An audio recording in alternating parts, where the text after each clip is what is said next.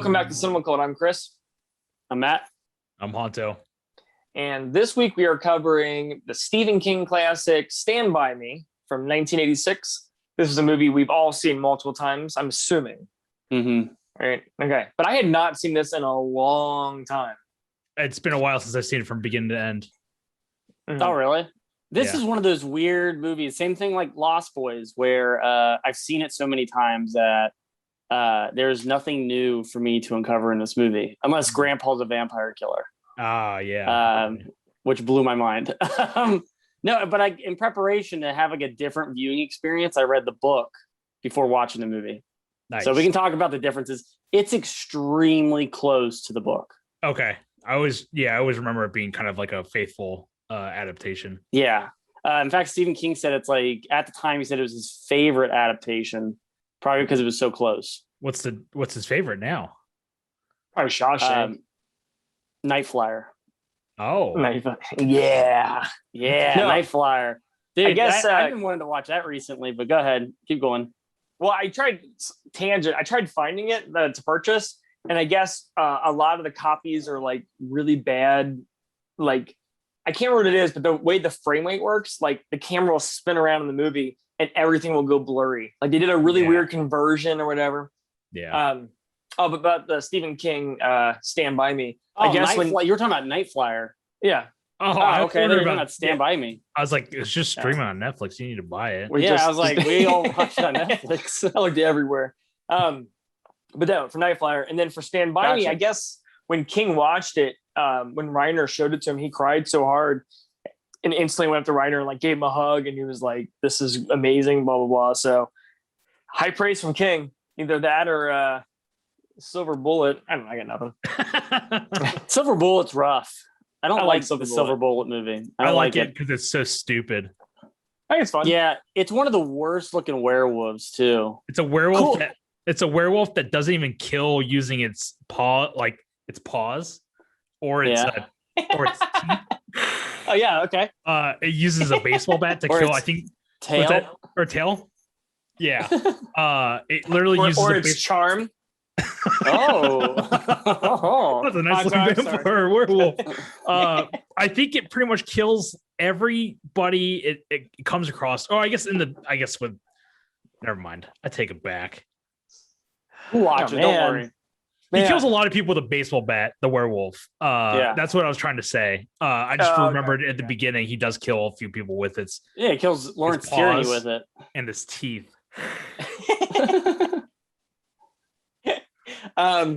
So Stand By Me, 1986. Let's go and start off with we'll start off with budget this time. Let's play the budget game. How much do you think this movie cost to make? Matt, I'll start off with you. 30 million. Honto. 4 million? 8 million. Where the hell did I Matt- get 30 Matt, from? You could have made 4 Stand By Me's. That's a big budget kids movie. All right, so we only have domestic for this one. So how much did this movie make domestically? Honto, we'll start off with you. 32 million. Matt? 50 million. 52. And I'm guessing, judging for inflation, that's probably close to 100 million. Yeah. Yeah. You know, where we're at right now. Rotten Tomatoes. Where do you think this is at? Matt, you go. 70. Okay, Rotten Tomatoes is tricky every It time we is do very it. tricky. That's why we play. Case in for a point, those movie- Lost Boys sequels with 0%. Never saw it coming. Yeah. Well, like for a movie this good, I can imagine it having like a 78% on Rotten Tomatoes. I'll go ahead and say Okay. 88%. 91%. Wow. Wow. Honto, did you win all 3 rounds of that? No, Matt won the box office. Or no, the domestic, box office. Okay. All right. That's all I got. Honto, why don't you take us to the cast and crew of Stand By Me? Directed by Rob Reiner, known for The Princess Bride, When Harry Met Sally, this is Spinal Tap, and then North, which is notoriously a terrible movie. Never saw it. I've seen it one time, is really bad. I Really? don't think I will ever want to cover it on this podcast. Bruce Willis in a bunny suit? Is that right? Yeah, it's like his imaginary friend or something. He pops up in Is like it? Okay. every story or whatever that Elijah Wood goes to or whatever. Starring Will Wheaton, as Gordy, Toy Soldiers, Star Trek: The Next Generation, and then we saw him not in person, but a couple of years ago we watched that episode of Tales from the Crypt, House of Horror. Oh yeah. Oh yeah. I think it's the Kevin Dillon frat house one. That's an awesome one. That one's very good. That's one of the better ones. Very, very good. He's had a resurgence lately with Big Bang Theory. Oh, was he? I never watched that show. I just he became like he played Will Wheaton on the show, who was like Sheldon's like nemesis. Okay. And I feel like every time, I mean, I probably watched like a quarter of it, but like every other episode he was on there, and I think that gave him a little more of like another breather into like the celebrity fame, I guess. And he seems really cool too. He's really big into I think he's big into board games, if I remember correctly. He's like a big geeky dude, like a nerd dude. Yeah, dude. Did the audiobook for Ready Player One, I think. Oh, did he? Oh, that's cool. Yeah, I think he did the reading for that. Yeah, he's like kind of known for being like on Nerdist a bunch and like multiple, just kind of like that kind of pop culture icon, I guess. We got River Phoenix as Chris. Previous episode, Explorers. And then he was in this Harrison Ford movie called The Mosquito Coast. That's been. I thought you were gonna say Indiana Jones Last Crusade. Oh yeah. This Harrison Ford, which is coincidentally that's what I was gonna say next. But I guess I didn't make that connection just now. But yeah, Mosquito Coast, which is a Harrison Ford movie, and they are currently premiering it on Apple TV as like a new revamped TV series. Oh, okay. I remember seeing this movie back in the 90s. I've never seen it before. I literally just found out about it like a few weeks ago when the TV series popped up on Apple TV. Speaking of, I'm going to pause really quick, but speaking of Indiana Jones, I've been debating going back and watching some of them. I guess all of them just popped up on the CBS app. Mm-hmm. Like all the episodes. Did you guys ever watch that show back in the 90s? I watched only like probably a handful. There's one I remember where he goes into a pyramid and there's like a mummy, like a living mummy or something. Yes, I remember that one. Yeah, that's the one I like remember the most. But other than that, I just kind of don't recall it. I remember. Okay. Yeah, it was fine. I remember not being blown away by it. I remember, and I think I'll vouch for Matt when I say this as well. But we didn't like when he was like a teenager-ish. We liked the ones where he was a little kid. Yeah, is that the one with Sean Patrick Flannery as the teenager? Yeah. Mm-hmm. I don't know how they like screwed that up. Like they made it so straightforward and not pulpy. No, it doesn't have any sort of adventure or action like the movies do. Yeah, like you'd almost think it should have been like a Briscoe County Jr., but it wasn't. Nice. It was like a history lesson every episode you watched. Every episode was 85 minutes long. And it was like, which historical figure is you going to come across this time? It's almost it's almost like Forrest Gump, but like as an archaeologist, where it's like, how's he meeting every single freaking historical figure across space and time? Yeah. I don't know. I just saw it last night. And I wanted to mention it to you guys. I was like, man, I should maybe like try and revisit those, but I also don't know if the movie's going to go, if the movie's going to follow with that show. Like, what do you mean? Because technically that show is like, I hate using that word canon, but technically the show is canon because he shows up as Indiana Jones in an episode. Okay. So technically it's a part of Indiana Jones. It's not like it's like a side fan fiction. What was Harrison Ford doing in the show? Do you remember? He was playing Indiana Jones. Well, I know that, but like, what was he doing? Was he in an episode or was he like showering? Or okay. Yeah, that's how he introduced it. He's like, hey guys. And he was like scrubbing his body and then he introduced the adventure. Somebody hands him the paycheck. And he's like, that was it. No, he was in like a cabin and it has some story. I think it was like something to do with the blues or jazz. And he played the saxophone in the past. And then it's like the story's told as if it's in the past, and he's telling it. And at the end of the episode, it's him in a cabin talking to a guy dressed up like Indiana Jones. Okay, and he's got a saxophone. I shit you not. Look it up. Chris's face that entire time, he looks so disgusted that like. Well, because Matt was like, "I hope this plays the canon," And so Matt's hoping that when we go in the theaters and see 5, No, Harrison I Ford didn't has a say. saxophone. Hold on. Wearing his like That's how the Ray-Ban credits sunglasses. are.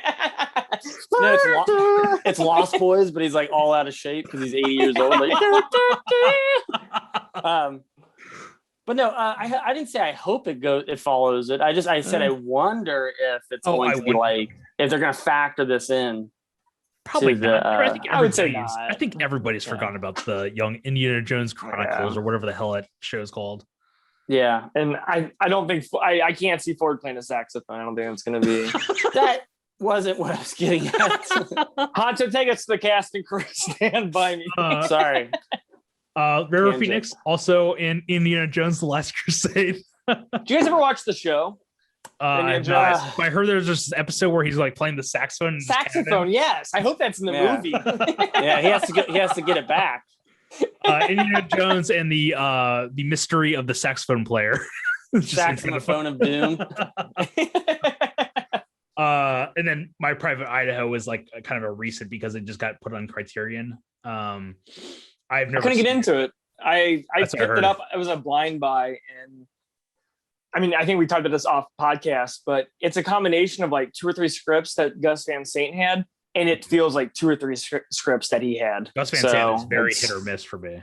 Yeah. Good Will Hunting is an awesome movie, though. That is a near perfect movie. Pretty good. I got to ask you, since you're looking at the cast and crew for River Phoenix, what was the movie that they just recently released that he made that they finally got around to editing it to make it work? And they re-released it at I think Cannes. It was like a couple years ago. Dark Blood, I think is what it's called. Okay. That's like his most recent movie. It's from 2012. Basically dealing with nuclear testing and its deadly effects. The story portrays Boy, played by River Phoenix, a young widower living in the desert on a nuclear testing site. Living as a hermit, he waits for the end of the world. Now, I want to say he died during the production of this, and that's why it never got released. I think that is correct. Yeah. And they figured out some way to fix it in editing. They created CGI 20 years later. CGI face River Phoenix like in that Star Wars Rogue One. Oh, you know what they did? I think what they did was at the end of the movie, it was like 50 years later, and it was Harrison Ford as an old man. He was in a cabin. And he had a saxophone, and that's how they ended it. Yeah. I'm listening. And that's where the entire show's budget went to. Oh, okay. Recreating that scene from a show nobody's ever seen before. I got Corey Feldman as Teddy. Literally the previous episode of Lost Boys. He also popped up in Bordello Blood, previous episode, Teenage Mutant Ninja Turtles. Also shows up in The Burbs. And I just found out he was in Puppet Master versus Demonic Toys as like a main character. Oh, I didn't. Oh, there you go. Okay, nice. I'd watch that. I'd watch that too. I know you would. Yeah, on a Coke bender. Probably, yeah. Jerry O'Connell as Vern. Previous episode, Scream 2. We just watched him in Tomcats, Joe's Apartment, and Can't Hardly Wait. Then we got Kiefer Sutherland as Ace. Previous episode, Lost Boys. He showed up in the American remake, The Vanishing. We watched that recently. I think like a couple years ago. We watched the French movie. Is it French? I think so. I think it was French. Yeah. Spore Loose. And then Young Guns 1 and 2. And then we have Casey. Did you ever see Freeway? Is that with what's her name? Reese Witherspoon. Yeah. I watched that with my father back in the day. It's a bizarre movie. It's really weird. It's supposed to be like Little Red Riding Hood. Yeah, and it's like very campy. So it's like it's aware of what it's doing. But I feel like sometimes when you're not set up for that awareness of like, hey, we're like a real meta or whatever. Yeah, I feel like if you don't know it, sometimes you might view a movie as like, this is really stupid. Yeah. I wish I would have watched it knowing it was meta, but I have to look into that because I don't know who directed, but I always remember seeing the VHS at like Blockbuster. Right. Yeah. It was like half a Kiefer's face. It was like Freeway. And... Yeah. Cool. Yeah. Really good description. We got Casey Siemaszko as Billy Tessio. I think he's is he one of the this is so in this viewing, I didn't realize that most of the kids are brothers with the gang. Like, Yeah, they have brothers in the gang, basically. I only know there's only 2 of them though. I think it's Kiefer and then No, Kiefer doesn't have a brother. yeah, River Phoenix's character Chris has a brother. I think Eyeballs. yeah, and then Jerry O'Connell's character has a brother, which is Casey. Chainsaw from Summer School, right? No, Yeah, it's Chainsaw from Summer School. No, that's his. Oh yeah, it is. Yeah. no, but no, No, Chainsaw. that's his friend. That's his friend. Dave. yeah, Yeah, Dave no, from Dave's not Chasers. his. Yeah, Dave isn't his brother. No, It's he's just a it's friend. his He's just a friend. No, because he comes down at the end. I literally have and this he's written like, down, Chris. But he was like, This Vern, is my you were under job. the porch. He was like, Vern, you were under the porch, and he Yeah. like calls him out for it. Yeah, So how's that not his brother? his.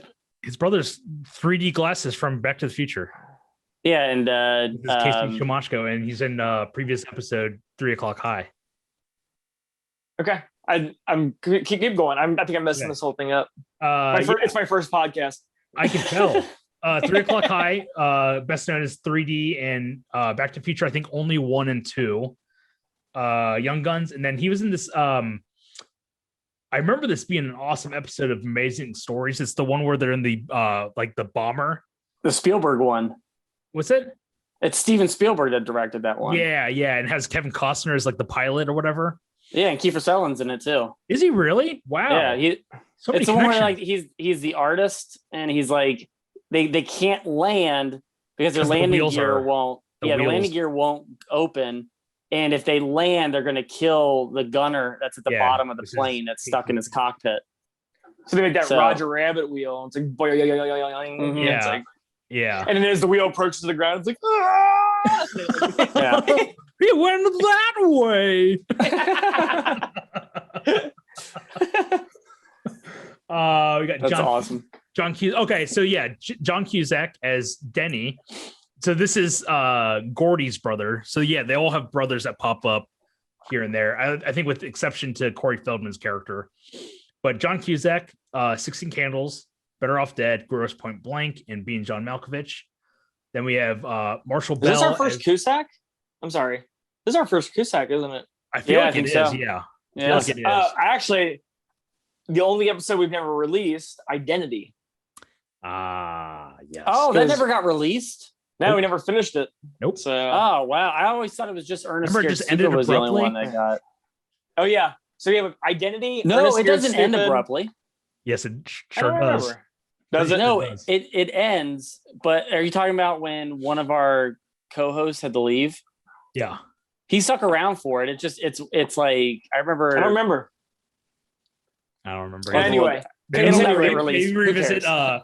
Maybe revisit Identity for John Cusack month. No, we're good.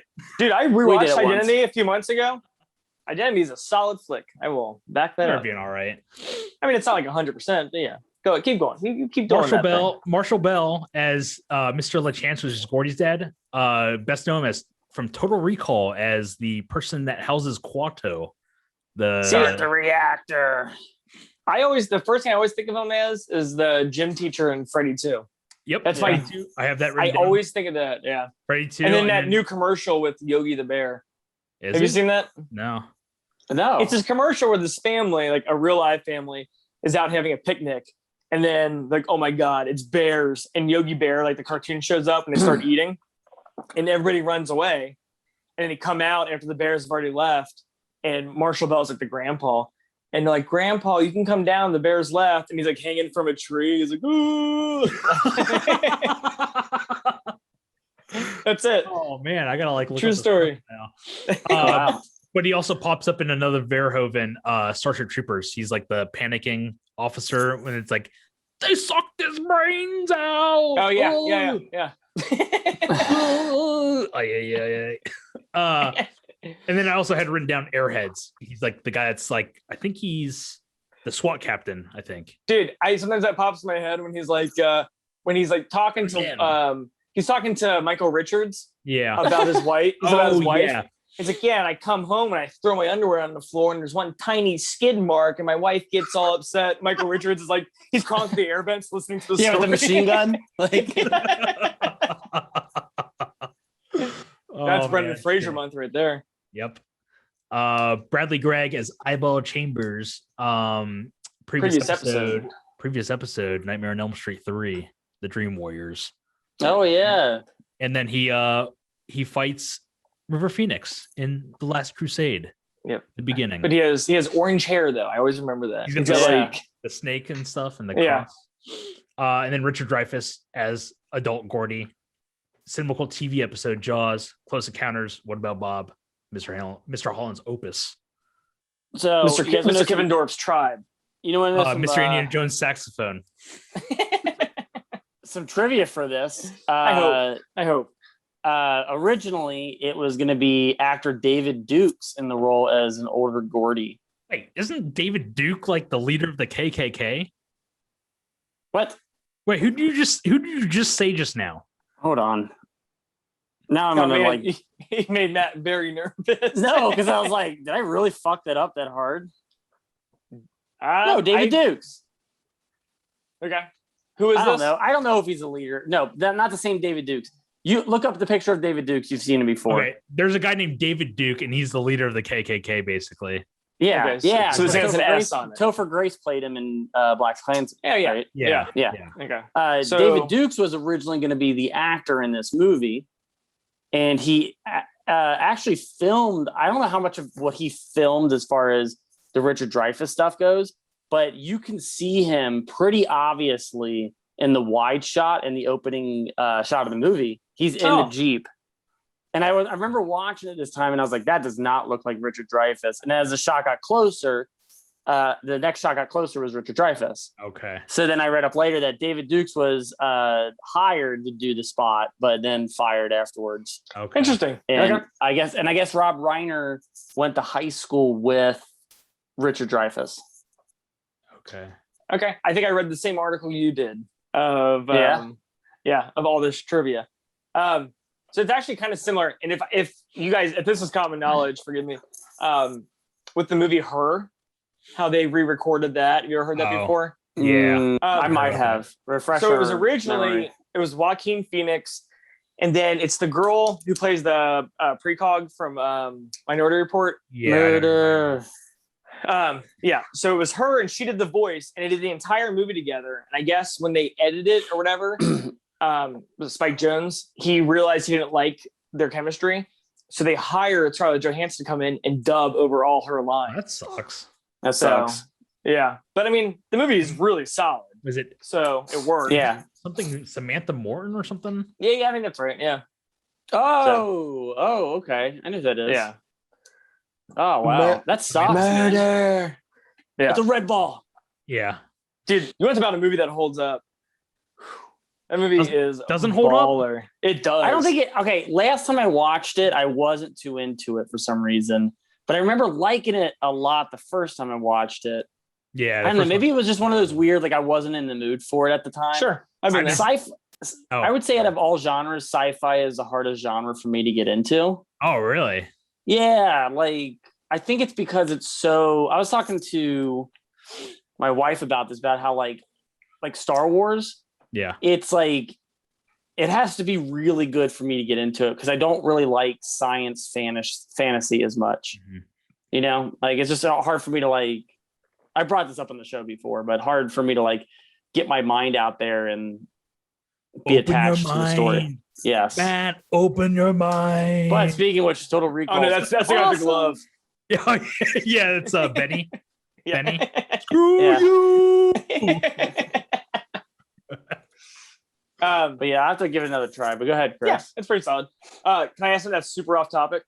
Yeah. Okay. Did you guys buy any movies off Prime Day? No. Just out of curiosity? No? Nope. Man, they had some good ones. They had I bought that Alfred Hitchcock collection. That 15 movie one with like all the. Oh, did you? Yeah, it was like $40-something. Holy shit, that's cheap. On Blu-ray? Yeah. Got right, Upgrade. Score. Upgrade was a few bucks. Oh, cool. I got the Insidious collection, Invisible Man on 4K. Nice. I'll tell you a really random purchase.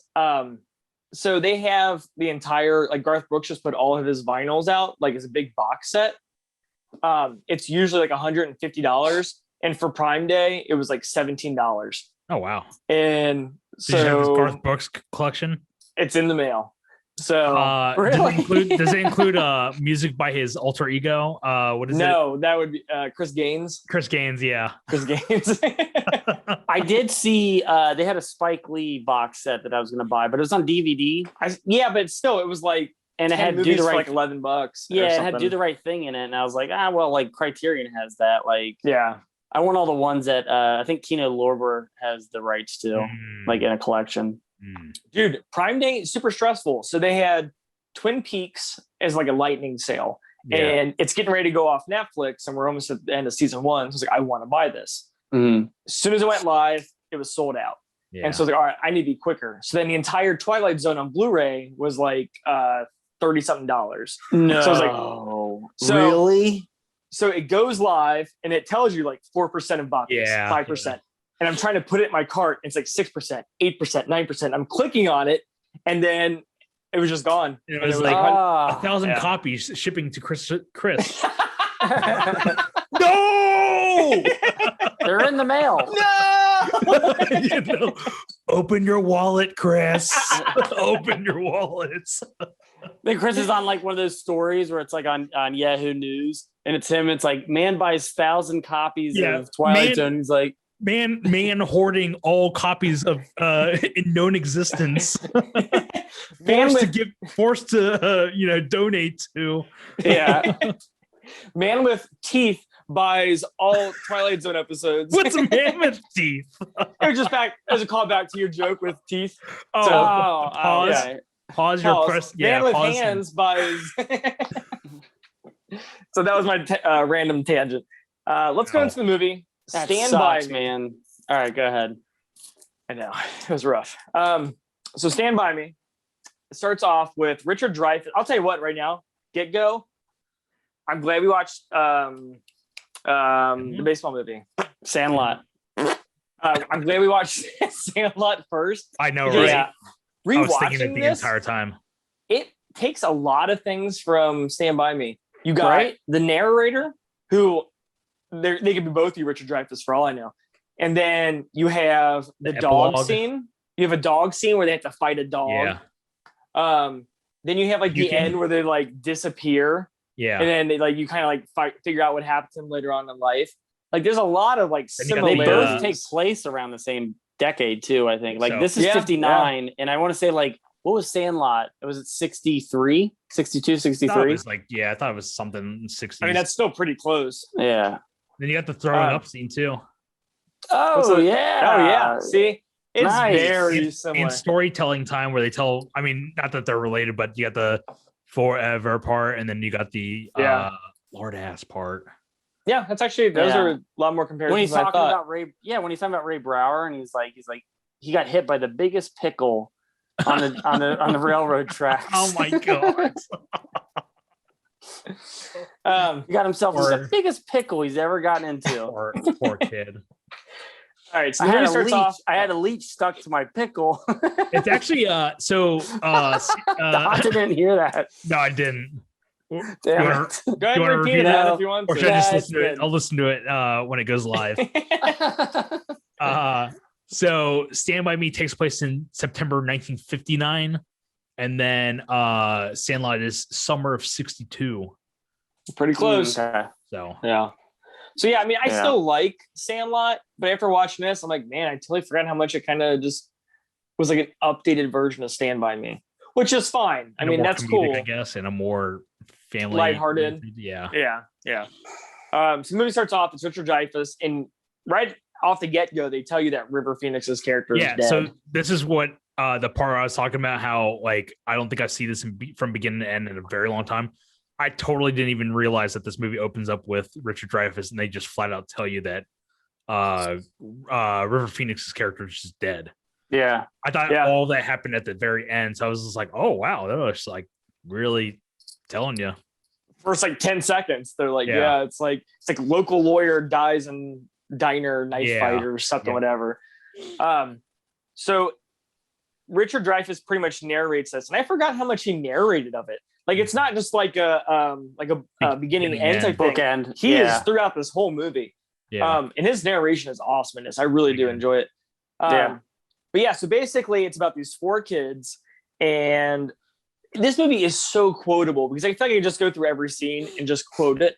But it's these 4 kids that hang out, and I guess they all have their like certain identities. You have Gordy, who's kind of like, I don't want to say like the normal one, but like he's like the straight man, I guess, of the group. Yeah. And then you have Chris, who's Joaquin or River Phoenix, and he's kind of like the bad boy of the group. And then you have Jerry O'Connell, who plays what's his name? Vern? I can't. It's Vern. Vern. So you have Vern, who's kind of like he's like the guy they kind of pick on. Play by the book type. Follow the rules. Very. You know what? There were so many times I actually related to him in this movie.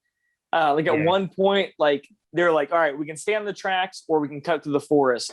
And then it was like, let's do it. And then Vern's like, no, let's just stay on the tracks, guys. And like, I probably would have stayed on the tracks. Oh, yeah, dude. Like when we were kids and somebody buried your box of 90210 playing cards out in the woods and you spent all summer looking for it. You bring up this story like every other episode, man. Dude, it is the weirdest. It's hands down one of the weirdest stories that like I can tell about my childhood. I remember sharing the story. Because it sounds like a stupid dream. Like... That was your guys' like summer. That was our Stand By Me. Yeah. The time we found some trading cards in the dirt. Was like, give me the box of 90210. Yeah. Give me Sharon Doherty. So Vern is kind of like the dorky one to kind of pick on, but he's still their buddy. Yeah. And then you have Corey Feldman, who plays I cannot think of it. Teddy Dukakis. And is that it? Teddy Duchamp. Yeah. Teddy Champ. Who's Teddy Dukakis? Is that even a person? Are you thinking of like the politician Dukakis? Yeah. I guess so. Yeah. And Corey Feldman's character is kind of, you can tell he has a rough upbringing. Yeah. Because his dad doesn't really treat him right. What's odd? This is his ear. Yeah, which is insanely haunting. But this is the first time I've watched this. And I've noticed at the very end, he brings up his mother. And he's like, yeah, when I get home, my mom will blah, blah, blah. He never brings up his mom. And not like this is like any revelation or anything, but like, it's just weird. I've never he doesn't bring up his mom throughout the whole movie. It's all about his dad. I think the whole thing with the dad has to be with like, just everyone talks about, the person that went crazy. He's just trying to like save the family name, I guess, or the, but yeah. In the, a little bit of difference in the book. He has a hearing aid. Oh, instead of a burnt, a melted ear, basically. It's interesting. Okay. I was he has a melted ear, but it's like he has a hearing aid as well that he carries in his chest pocket.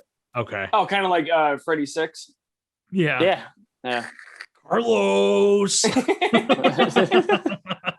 I was thinking during this movie, is this Corey Feldman's best acting role? I think so. Oh, wait, throw a curveball there, Honto. I'm gonna say he is awesome. And actually, I want to answer your question. First of all, this cast is awesome, man. They are. I believe everything, and I believe that they're friends. I buy it. Yeah. It is awesome. But as far as Corey Feldman's acting, I might say, I think this is probably his best. I'll say honestly, I'm gonna say Goonies because he stands out. Good. Yeah, on top of all of those kids, and he's like different roles. The way he pulls those lines off, like I mean, for his age too, he's doing. You look at like kiss me, hey, Mikey. But like he's the funniest one, and like you look at him in like Friday 4, and it's him and Ice Cube, and no. Like Friday 13 part 4. And he went method and like shaved his head for the role of Jason, so he could become Jason. Yeah, but he just plays like a kid. He's just a kid, but like I feel like he stands out really strong in the Goonies. Yeah, so I'm gonna have to say Goonies. It's tough. He's pretty good in Bordello Blood. Yeah, he's got that black hair. I remember he looked cool with the black hair. Did we like Bordello Blood? I want to say yes. But then I'm gonna probably listen to the podcast. Like this movie is not good, I would watch it again though. It's one of those like weird. I think I was dunking on it the entire episode. Yeah, but it was also like during the beginning of Cinema Cult where we were super like whiny and we're like trashed everything. Yeah. You know, it's trash. Like dude, go back and listen to the They Live episode. Oh, I haven't listened to that one in a long time. Dude, for some reason I trashed They Live and I love that movie. I don't know why. I think I was just trying to add a different dynamic to the podcast. Yeah. I was like, man, I love that movie. I was like, why am I talking so much shit about it? Why am I sounding so whiny? What's cool is that the older we get as we go through these podcasts, like if I'm here, not like above, we'll just say like I'm over on this plane, you guys over here. I like everything. You guys are coming over towards me. You guys are kind of like, hey, it entertained me. These people put effort into it. I don't have to bash this. I don't think this is bad. Okay, but it's different. It's different. You'll start off an episode off air and you'll be like, this movie's shit. And then you'll get to the movie, you're like, A+, I would watch it again. What movie? What movie? And we'll go down the list. There's too many now. Pick one. There's too many now. There's too many. You don't have an example. Problem Child. I think Problem Child. A+. 2. I don't think I can watch this movie. This movie sucks. A+ all around. A+. Yeah, if I find entertainment in it, that's the movie's job. So stand by me. We got these 4 kids and they're hanging out and they hear about a body that was like I guess is it a kid their age or is it just I think it's a 12-year-old, isn't it? 12-year-old. Yeah, it's a kid. Well, they're 12 and 13. It's a kid their age. Yeah. Yeah. Okay. So basically, this kid got hit by a train, killed, and nobody's found the body. And so one of the boys hears that they know through mouth of a mouth that they know where the body's at. So this whole movie is centered on these 4 kids taking this trip and going to find this body. This is going to be their, like, I don't know, like their chance to be kind of like heroes, I guess is the way they're portraying it. So, because they talk about how we're going to be famous. Like Corey Feldman's like really into it. So they come up with this really good plan where they like, you tell your mom we're going to camp out in my backyard and we're going to do this. They put this whole plan together. I'll tell you what, every line of dialogue in this movie is not wasted. I feel like every scene. It's very interesting. It constantly builds, like it's constantly developing the characters, and you get to like get that mix and match of like kids interacting with other, it's like the group dynamic basically. It makes you like really believe that they're actually friends and actually in this. I would have said it's a very tight script, but dude, the book is basically all these lines. Okay. Yeah, like almost like all the dialogue scenes are directly from the book, like almost word for word, which was kind of a surprise. Like I felt like I was like reading the script sometimes, and I was like, oh yeah, like I knew what the next character was gonna say. You could I was like flipping the page. You could like envision the scene in the book, whatever, the short story. You could like envision what was going on pretty much. Yeah. And I think their chemistry, or just the casting in general, really brings those lines to life. Because I mean, they're good lines, but like with the wrong cast, they could have been poorly done. But that's with any movie. So that statement, completely disregard everything I just said. So I see.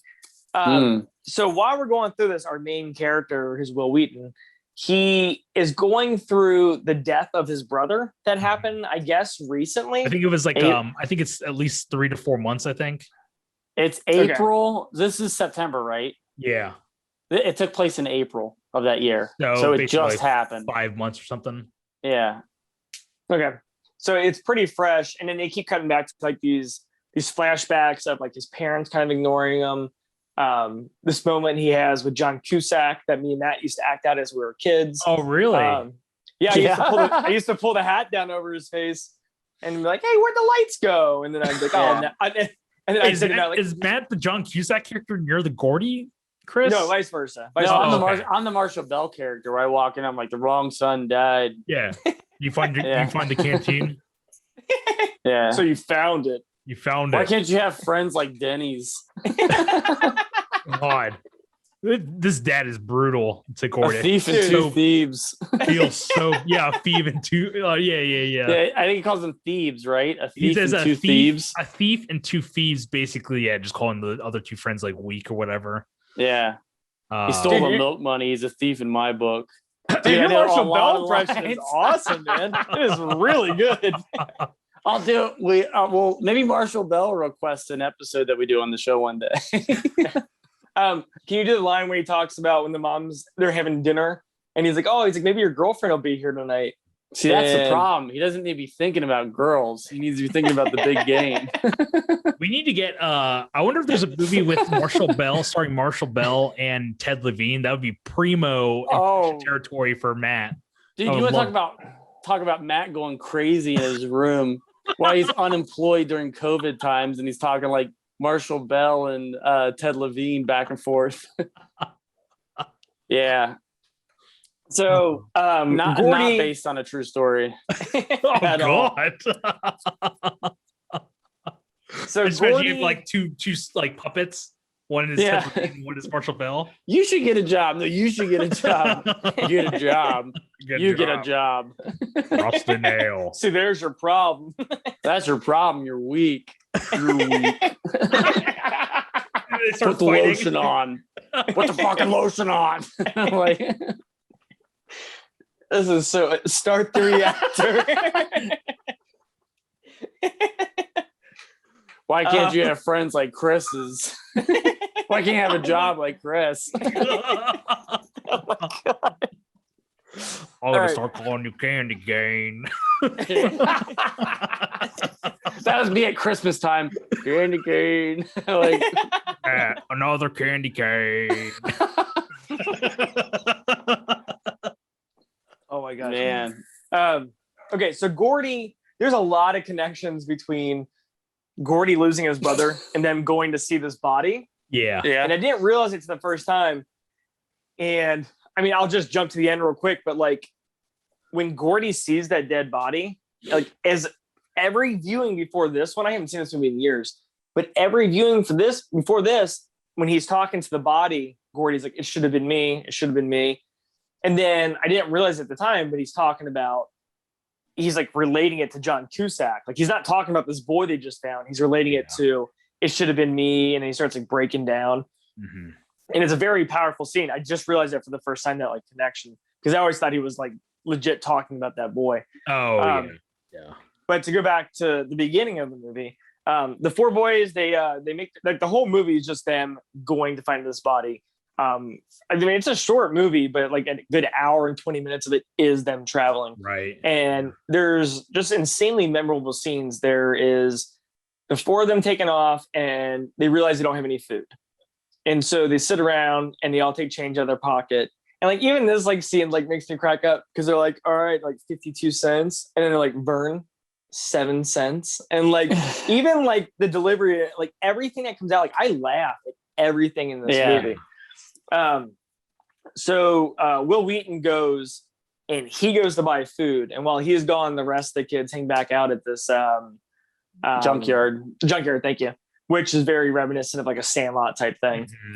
And by the time Will Wheaton gets back, this dog chases him, which they think was bigger in real life, but it wasn't. So it's like kind of a little puppy.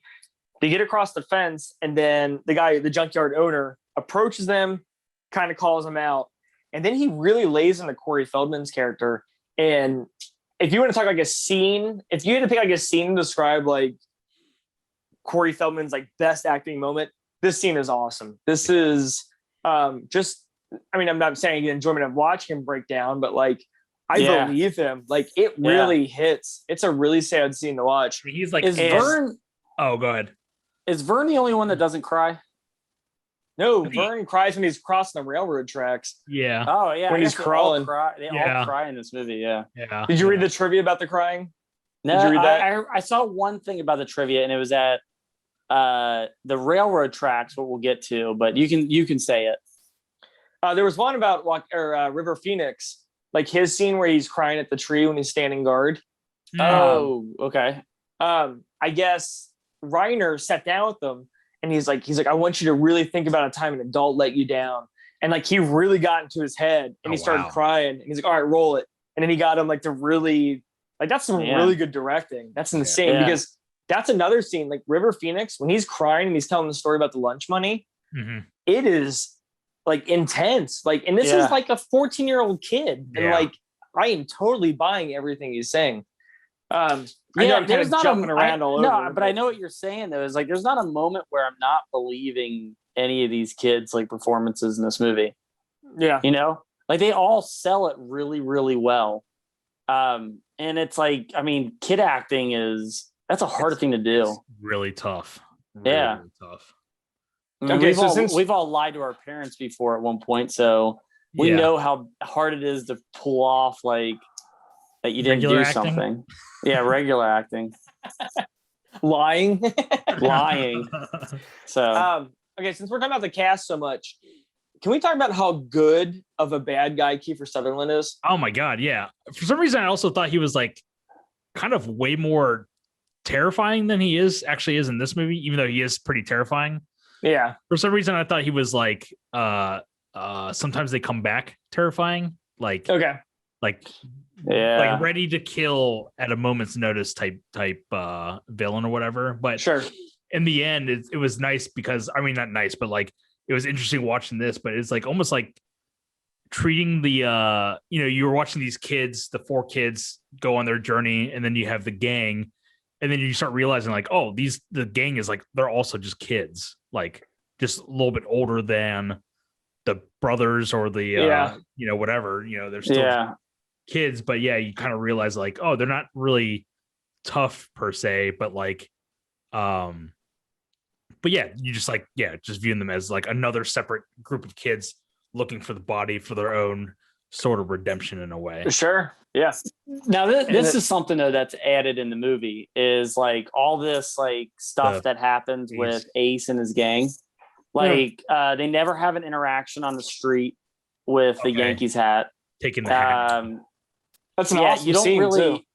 Yeah, you don't really see anything that's going on behind the scenes while the kids are looking for the body. There's a moment like there's no mailbox baseball. Okay, or like carving snake or whatever. Yeah. You make me screw up the S. Sorry, I already had my F-bomb for the episode. So you said it twice already. So yeah. Keep going. You know what's weird? That's weird you saying that. That scene where they take Gordy's hat and it's like really emotional and he's like really upset. And then they throw Chris to the ground, Phoenix's character, and they put the cigarette and Kiefer puts a cigarette up to him. All I kept thinking about was Horace with the candy bar from Monster Squad. Eat it. Yeah. Yeah. Rudy, eat it. Eat up. Is that what he says? Rudy. But yeah, I think I like the added scenes of Kiefer and his gang because I mean, essentially it's a journey for them as well to go. Because I think they're trying to they're this notorious gang in the town or whatever. I think they're trying to because they were talking about like if we find the body, we'll be on the radio and they'll also see them as heroes basically. So they're trying to like they're basically trying to find the body to kind of like clear their names in a way. I can see that. I think that's fair. Yeah. To go back to the 4 kids though, as they're traveling, I'm probably gonna get a lot of this stuff out of order. But as they're going, we do have the railroad scene, which is super well done because the 4 of them are gonna cross the railroad or they're gonna go down this cliff, walk around. It's gonna add like a whole extra day to their trip. So they decide, all right, we're gonna walk across this railroad. Do we know when the next train is due? I know. Let's just go. So all 4 of them start walking.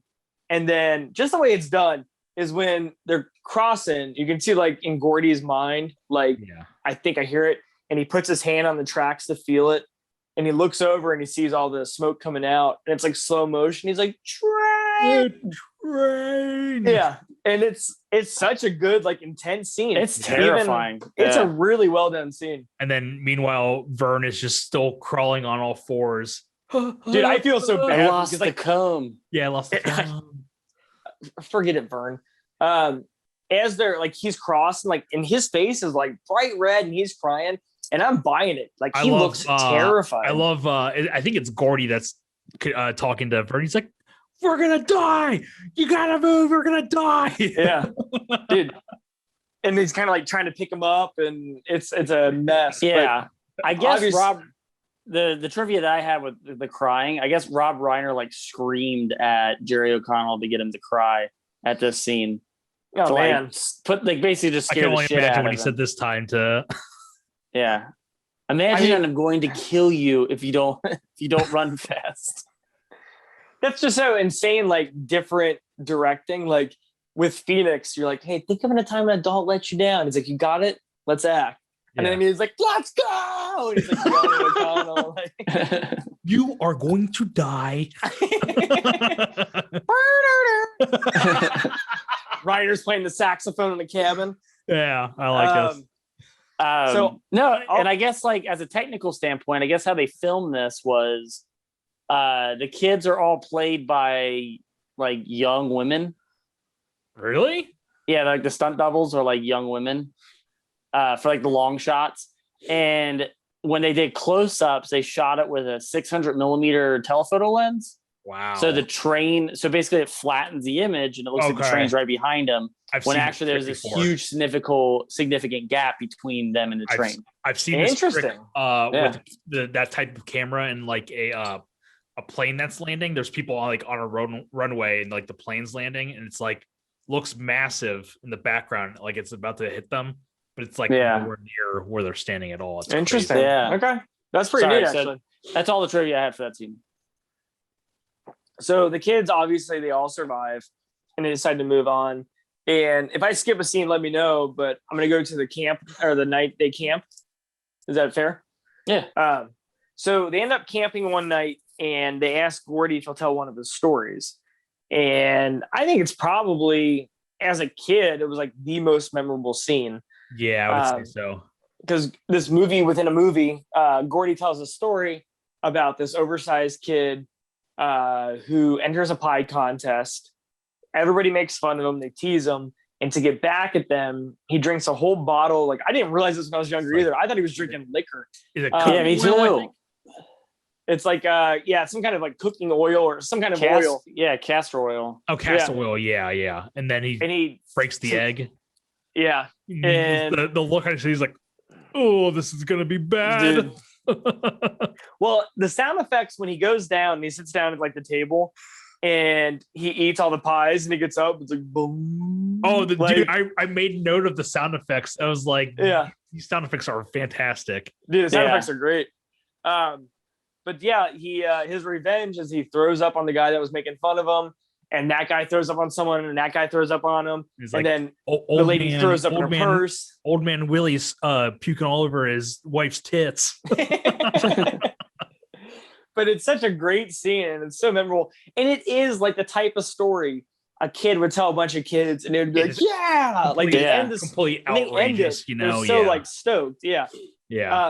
But dude, and it's even another kid thing is when they end the story, and then like, then what happened?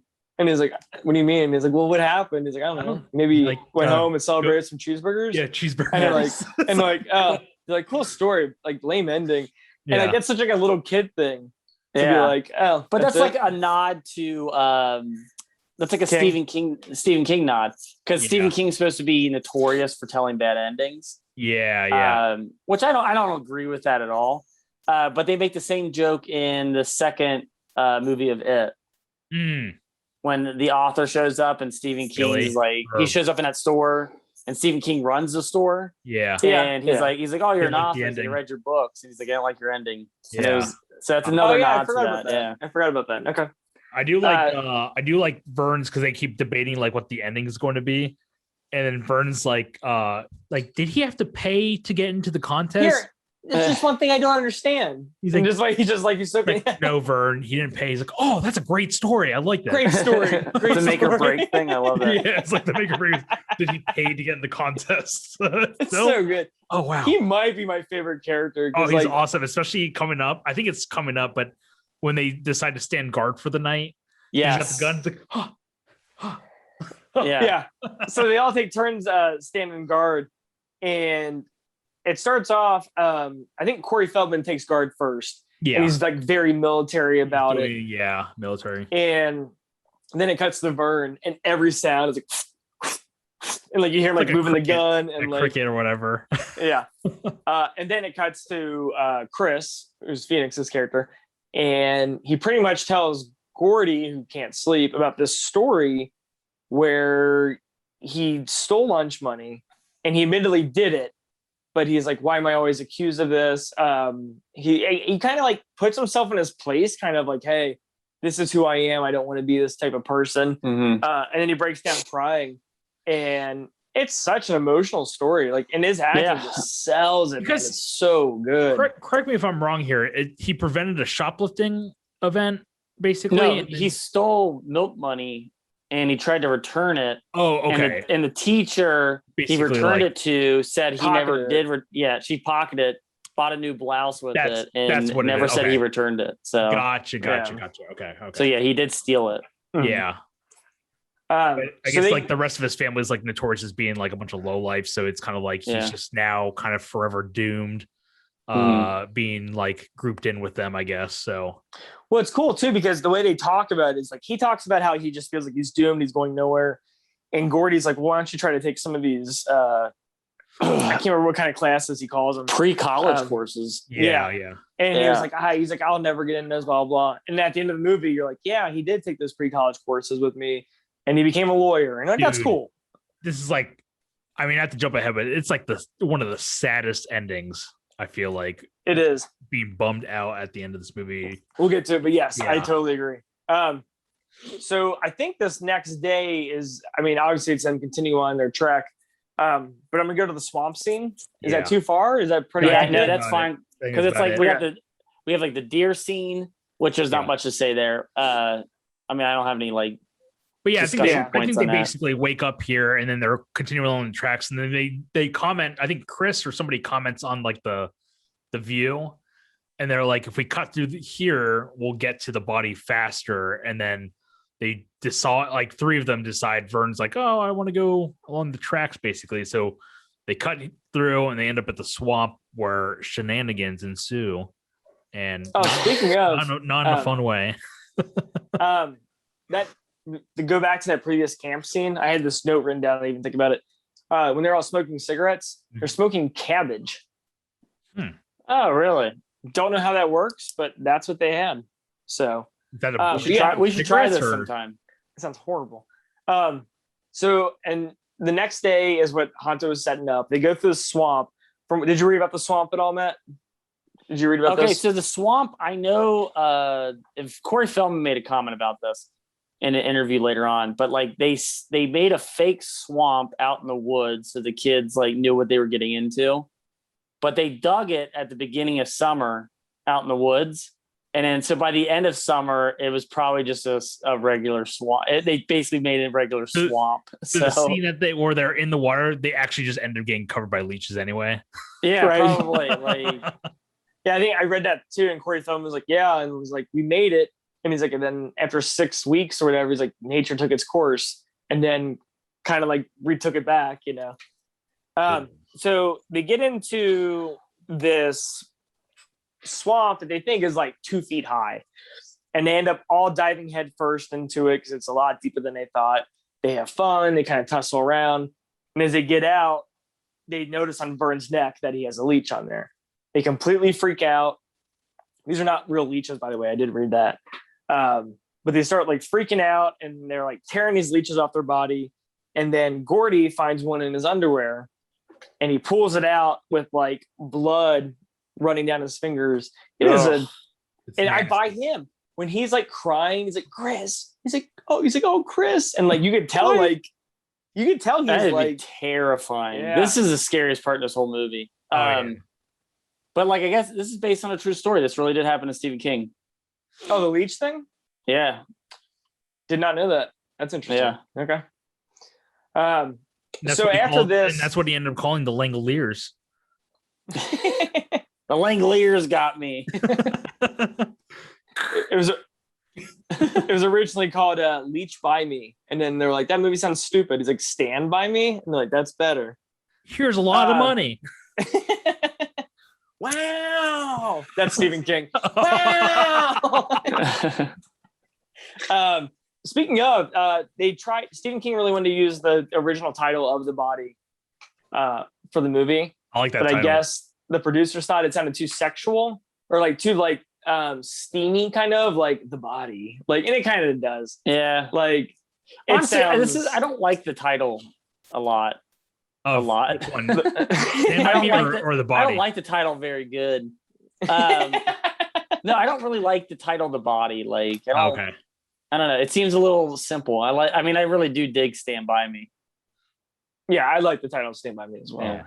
Which made me think of like a list of movies that have songs as the title of the movie. You know, like Purple Rain, previous episode. Yeah, the Purple Rain doesn't count. Then Grease would count. Why? Well, they don't say Grease in any of the songs. Grease Lightning. Well, then it would be called Grease Lightning. Okay. Yeah. Lean on Me. Pretty Woman. The Substitute. Really? Yeah, that song. It's like Hot for a Teacher or something. He's like, hey, everybody, hey, toot toot, I'm the substitute. Toot toot. That's that. Oh, I don't know what this song is. I'm the substitute. Toot toot, and then they're all like, they have the train whistles like toot toot. So dumb. Bad Boys. Part of me feels like you had a substitute teacher that like would enter the room and be like, I'm the substitute. Toot toot. And he's just wearing like a train conductor hat and everything. It was Tom Berenger from Substitute. Yes. And Ernie, and when he couldn't do it, Ernie Hudson would fill in for him. Well, Ernie Hudson was the principal. He liked to cover all his bases. And also the bad guy. Spoiler alert. Spoiler. So, are we supposed to know that, or did you just ruin that movie for me? Dude, it came out. You ruined the movie for 25 years ago. I didn't know that either. I don't play that. How is he the bad guy? I guess he's not a good principal. I guess we'll have to cover it for the podcast. No need. We know the ending. So, I don't know what we're talking about. Oh, okay. Oh, you got me back. Cool. Nice. Yes. That was your selling point. I knew that was a game changer. I was holding that in my back pocket. So after the swamp thing, Gordy passes out and he wakes up and Chris is like, all right, maybe we should turn back. And Gordy is determined, like, he's like, we're not going back. He's like, we're going to keep moving forward.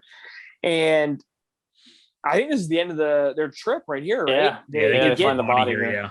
They get to the tracks. The wind's blowing real hard, and they know this is where it's at. Like, all right, well, you cover this, I'll cover this, et cetera, et cetera.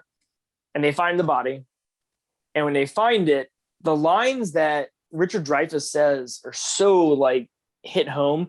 He's like, I can't remember exactly what he says. He's like, the boy wasn't laughing. He's like, the boy wasn't crying. He's like, the boy was dead. And then like, you see like the brush. It's really my favorite line was it knocked the life out of his body. It knocked him out of his Keds, like it knocked the life out of his body. Yeah. Dude, that's a really good line. That's a very memorable line. I don't know the trivia. Who did the special effects on the body? I don't know. Okay. I thought that was somebody. From what I read is that the kids weren't allowed to see the body until they filmed it. Oh, so really? I didn't know that. Yeah. So Gordy, this is where Gordy has his breakdown where it's pretty much about his brother, about it should have been me, et cetera, et cetera. And at this point, if he has his breakdown, Kiefer and his gang show up. And Kiefer pretty much says, hey, we're taking the body. We're calling credit for it. And they're not going to let him. So they have like this back and forth altercation. Altercation, is that the right word? Yeah. Like a confrontation. Yeah. Confrontation, that's what I meant to use. And then Gordy kind of saves the day by shooting a gun into the air. Yeah. And then this pretty much scares Kiefer off and his gang, saying, like, we're not taking the body. What we're going to do is no one's taking the body. We're going to leave the body here. So after Kiefer and his gang leave, they end up making like an anonymous call to report the body. Yeah. Now, did they do it, or does the gang do it? They do it. I don't think the gang does it. Yeah. For some reason, I thought the gang was the one that called it, but maybe I'm wrong. Yeah, because I want to say in the book it's the gang, but surprisingly too, Gordy's not the one who pulls the gun in the book. It's Chris Chambers that pulls the gun. Oh, really? Okay. Yeah, and then when Gordy makes the call of them, like, hey, no one's taking the body, like after the gang leaves, he has like this big kind of like fit in the mud about it. Chris Chambers does. He has a big fit and just like completely upset that like they kind of like lost out, I guess. Really? Okay. Yeah. I can't see the gang making the call because I feel like the gang would take the credit. Right. Right. Well, the whole thing is the gang can't take the credit because if they say it, then everyone's gonna be asking why they were out there. Yeah. Like, so why? But I can't out see there? Kiefer being like the responsible. Like, we'll report it anonymously. Like, I get like Kiefer would just be like, well, then I'm not going to call it in. That's you true. know what I mean? Yeah. So then it concludes with their walk home. They kind of say their goodbyes to each other, and you find out what happened to each character. Like, there's a really sad line. Is like, yeah, and as the years went by, they Vern and Teddy just became faces in the hallway. Yeah. And like, oh man, that is so depressing. Yeah. Like, But what does he say? He says like sometimes people are like bus boys in a restaurant. They come in and out of your life. Yeah, like, I think that's a good line. what he says, which is like, oh man, that's a gut puncher right there. Mm. And then you find out Vern ends up being like a forklift operator. Yeah, has kids. He has like 4 kids. Teddy he keeps going to jail, I think so. That's his whole thing. And then Chris and Gordy, they end up still becoming friends, or they stay friends. And Chris ends up going to college, becomes a lawyer. But then, as we found out in the beginning, there was a fight that was happening at a diner, and he kind of like stepped in to show peace, and he got stabbed in the neck. Yeah, I died instantly. So this and was. Then, go ahead. No, I was gonna say, and then Gordy, you said go ahead, and then he started talking. That's mixed signals, Chris. I'm sorry. Go ahead, Matt. Well, I was gonna say like the completely different ending to the story in the book, but if you're done with the ending of this movie. Well, I was gonna say, and then Gordy ends up becoming a writer or a baseball announcer or whatever you want it to be in this one. And he sees the ghost of Chris. Just this movie makes no sense. So no, Gordy becomes a writer, and you find out that him and Chris haven't talked in about 10 years. Yeah, it was like 10 years. So I don't know what year it is at the end of this movie. He's our age, like mid-30s. So they probably fell like a few years after college. But it ends with Gordy as an adult, Richard Dreyfus. Yeah. He's typing his last lines of like this book diary. I don't know exactly what he's going for. Yeah, I think it's just probably but I think it's supposed to just be a story, I think, but it's supposed to be based. Yeah. But I like this part a lot because it's like when the kids are asking if he's like can take him to the pool or whatever, he's finishing up that line, and it's about to be another bad ending to a book or his story. And he types in that last line. And you're like, oh, good ending. Yeah, that last line. I mean, I can't remember exactly what he says, but he's like, he says, nobody has friends like they were. I never had friends later on like the ones I had when I was 12. And then I think he says, Jesus, does anyone? Yeah. But it's such a solid line to end it. And then he takes his son and his friend out, and like Stand By Me clicks on, and I bawled. I, for some reason, bawled at the end of this movie. It hit me. Like, it is. And I think it just hit me because it's so damn good. Like, I mean, it is sad, but like, I think it's a masterpiece. I think this movie is top-notch cinema. It's a pretty damn good movie. Like, there's not a single thing wrong with it. But so at the end of the book, they all make it back to Castle Rock. Same thing happens with like Vern and Teddy as far as like their friendship breaks up over time. Okay. Vern and Teddy both die in their 20s. Oh. Teddy and Vern. Oh, really? Yeah. Vern dies in a house fire, and Teddy dies in a car crash. Oh my God. Yeah. And then like the same fate happens to Chris Chambers. But one thing that was kind of added in the book that I don't think it would have fit in the movie is all 4 of them get the shit kicked out of them by Ace's gang. Like, basically, it gives you like a sum up of like following the weeks following, the days following after the incident. Ace and Eyeball Chambers beat the shit out of Gordy. Yeah. They all they all beat the shit out of him and break their arms and stuff like that. And I'm not surprised because at the end of this movie, Gordy pulls out a gun and he makes these like older kids go away. Like, Gordy's got to know, like, hey, I'm probably going to pay for this, Yeah.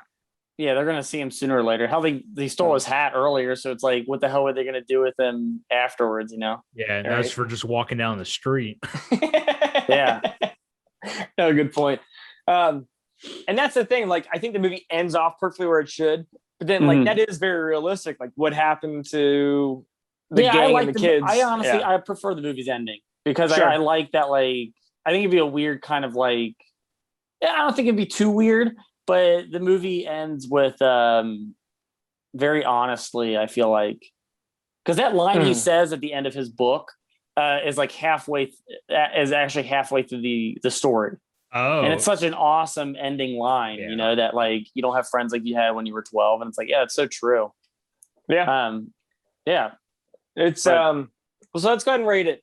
Okay. So I was on this tangent of watching these really good movies back to back to back. We watched A League of Their Own. Yeah, dude. I started that the other night. Awesome movie. Yeah. And then we went straight into Stand By Me. Awesome movie. And then we finished off with the movie that was acclaimed, but it wasn't very good, was Days of Heaven. Oh, yeah. That's Terrence Malick, isn't it? Or yeah. It's Terrence Malick? Like it. That ruined it. I think that was Terrence Malick. Yeah. I was not a fan of that. Really? What did you not like about it? It was nothing happened. It was boring. Not enough narration and not enough kids in baseball. I just couldn't get into it. I thought it had the good bones of a movie, but I felt like nothing happened. That movie was so panned that Terrence Malick didn't make another movie until Thin Red Line in like 98, 99. Really? Yeah. He took so that was 78. So probably about 20. Yeah.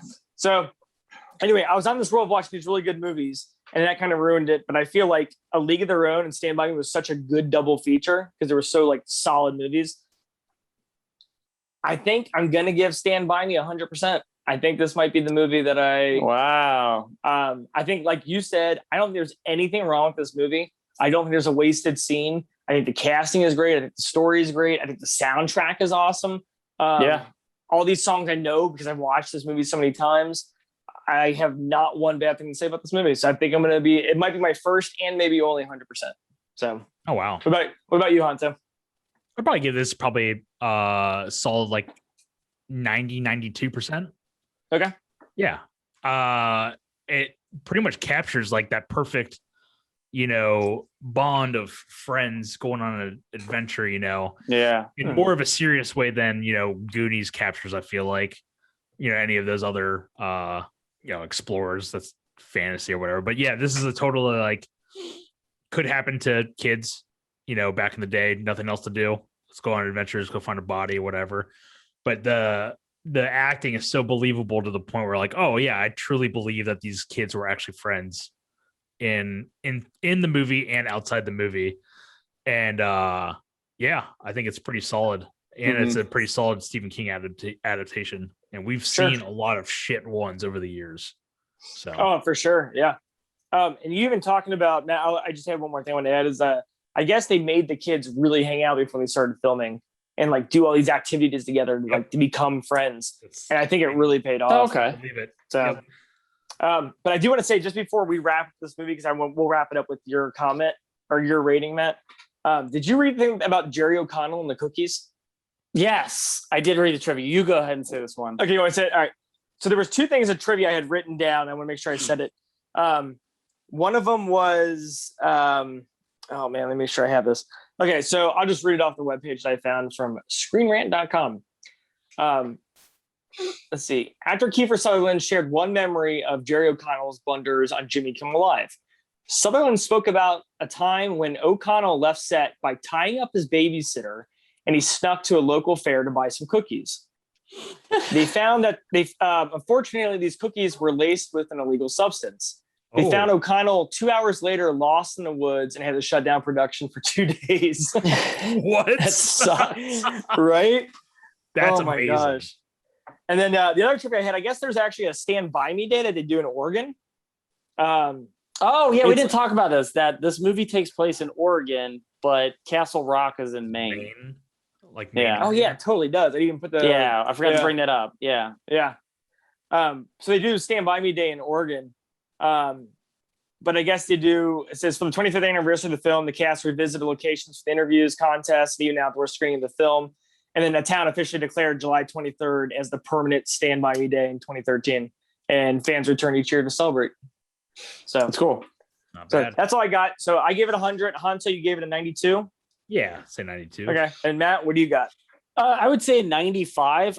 And that's honestly because I kind of keep that 100% rating very exclusive. Yeah, it's very. But it's super. This movie's super close. Like, there's not a thing wrong with it, and it's a very tight movie. Well, obviously, there's something cool wrong way. with it because you gave it 95%. What's wrong? Yeah, you gave Ghost at like a 95%. Yeah, it's just weird because, like I said, like I give like movies that are 100%, like the movies that are like my top 100 favorites of all time. Yeah. What do you think? One Bank. Give me 100% one that you have, just out of curiosity. The Pit. Yeah, The Pit, man. I don't know. Like, I would say like Heat. Heat would be like 100% movie. Really? I haven't seen that movie begin to end since like the 90s. So I don't even. Heat's in my top 10 for sure. 100%. Okay. Chef 100%. Yeah. Okay. I will join you on that 100%. Yeah. Perfect movie. Perfect. Yes. I think about the movie like every other day. Oh yeah. But yeah. But go ahead, I've made my top 100 like several times over. And there's been a lot of like changes in there, but it also gets kind of boring when you're not surprised by certain ones that are on there. You're like, yeah, like Lost Boys is on there, and it's like, but I'll never watch it ever again. Like, so it's like, should it be on? Sure. I can't remember what the rating was, but like, would Bride of Frankenstein be 100% for you, or no? Because that's not on my like top 100. Like I have like 3 Universal movies. Oh wait, actually, that might be on there. I take that back. I think there's like 3 Universal monster movies on there. There's no list. There's no list. You're making this up. It's like Bride of Frankenstein, The Wolfman, and Son of Dracula are my top 3 if you truly, Universal monsters. If you truly loved a movie and thought it was 100%, then you would always remember it forever and ever. Obviously, Bride of Frankenstein is no 100%. So don't. Cool. Hanta's finishing the last line in his book. What's that line again? Jesus. Does anyone Nobody ever does anyone have a Jesus? Does anyone have a favorite, or does anyone have a 100% movie? There's a lot of backspaces there. Like I wrote this on a typewriter, so like the words are just like over the letters. Jesus. Does anyone is on the E down? Anyone? I'll be out in a second.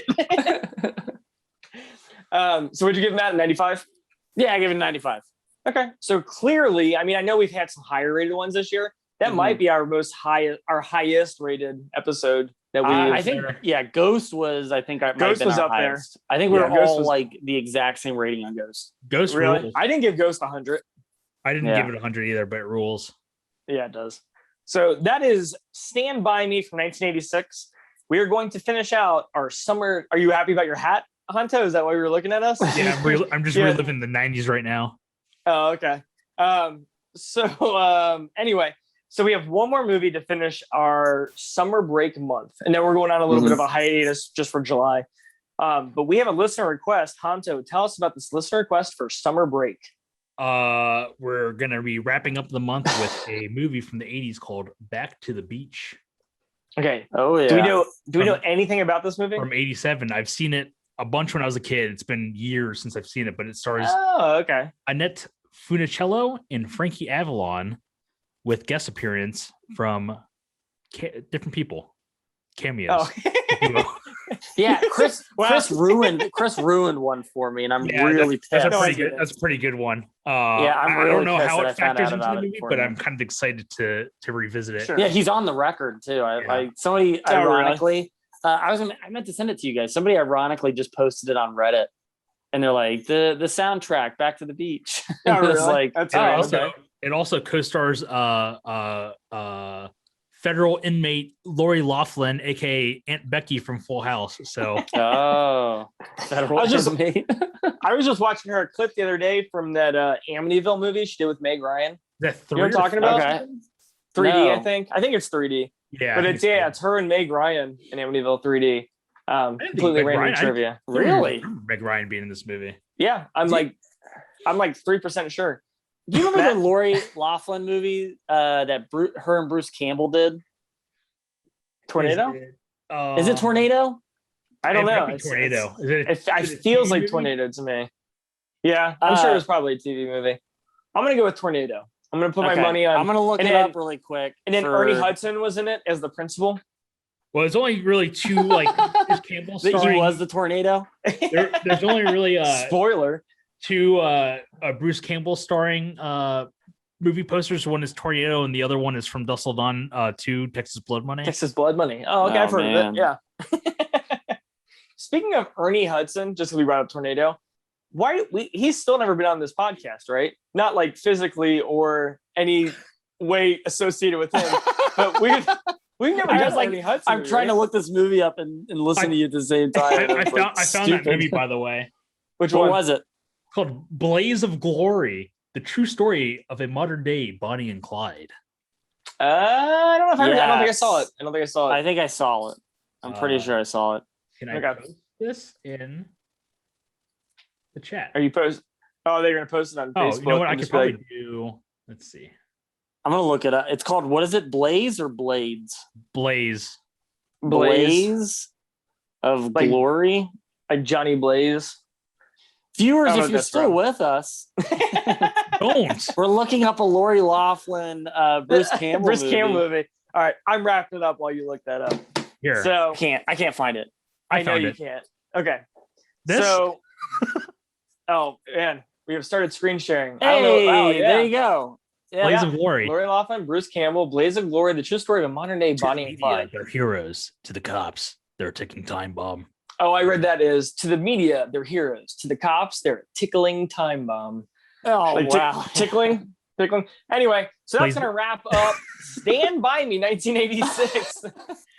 We are going to come back in August and we're going to do listener request month. We've gotten a lot of requests so far. It's been going great, but keep sending them because we want further down the road. So we have about 3 or 4 we're going to do in August. And then September. We should say this though. August is an open month, so anybody can request anything. It doesn't have to be we're not doing a certain genre or anything. So yeah, that's what I'm saying. What about future topics? Because we should probably get those into the like September or October. That's true. So I think September was back to school month. Yeah, which we've already got a few movies picked out for that. Yeah, and then October, obviously, October is horror only. But if we want people to request for October Scarefest, what's the theme? Stephen King movies. What is that hand motion you're doing, dude? Pump up the jam for October Scarefest. I'm the substitute. We talked about it, and I still want to stick with it. With our theme was that we were going to do a repeat Stephen King month. Cool. Yeah. So we're going to do 4 more. Our heavy years. hitter that month is going to be Stand By Me. Stay tuned for October Scarefest. Man, we're losing the audience. We always do bonus episodes in October too, so that aren't related to our subject. I will say maybe we'll break our record this year because I listened to an October Scarefest previous year, and we had something like 6 movies that we covered for the month. I believe it. It was insane. So maybe we could just do 3 or 4 Stevens and then 1 or 2 whatever. Mangler, get your Ted Levine. Not good. Not a good movie though. Why not?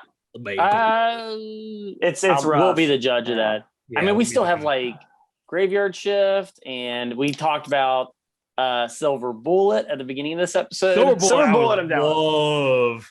I talked to Honto about Creepshow 2, just because I want to talk about what we like from it, what we don't, and compare it on why it's so different than the first one. I feel like there's a lot to talk about Creepshow 2. Okay, that could be up to debate. Yeah. So so we'll figure that out.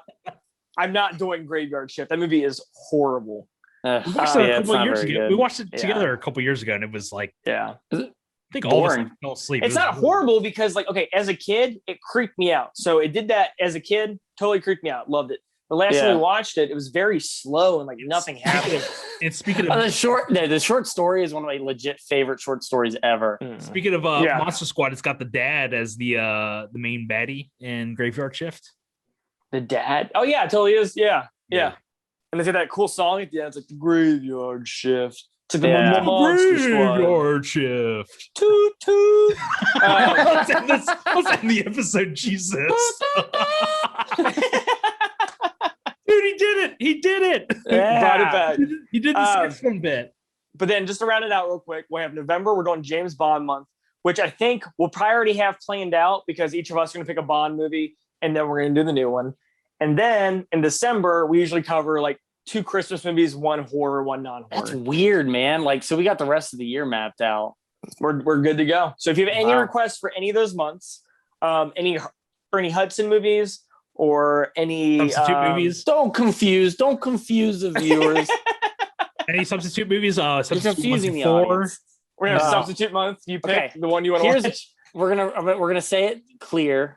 If you have any requests for Stephen King month in October, any requests for James Bond month in November, any requests for Christmas movies in December. Also, if you have just any requests in general, we'll be covering viewer requests in August. There you go. Dude, perfect. And I can't believe you did it finally. That's nice. I can't believe oh my gosh. You actually like promoted. You did it. Listener requests. Hey, Matt, real quick. Real quick. Real quick. Trying to push that podcast. Yeah, real quick. What's our email? Cinemacult@podcast.gmail. Yeah, one job. That's not my job. That's your job. Cinemacultpodcast@gmail.com. Or you can have some on Facebook.com. And I actually have a real quick question for Hans before I have a request. It's like we do Hanzo, the show. Do you think we can get the theme song maybe transformed where it's done through a train whistle? Like a toot toot like rendition of like a Cracker Barrel presents Cinemacult. Or like Martin Short from Clifford playing that little recorder, doing like the Uncle. I can't think of it. No, not Uncle Martin. Yeah, Uncle Martin. But no, thank you so much for listening. We really appreciate it. We love recording these. We hope you love listening to them. I'm Chris. I'm Matt. And I'm Honto. And we catch you next time.